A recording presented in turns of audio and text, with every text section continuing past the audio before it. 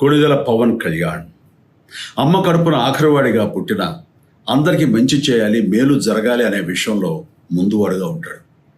తన గురించి కంటే జనం గురించి ఎక్కువగా ఆలోచించే మనస్తత్వం నా తమ్ముడు కళ్యాణ్ బాబుది. ఎవరైనా అధికారంలోకి వచ్చాక ప్రజలకు ఏదైనా చేయాలనుకుంటారు.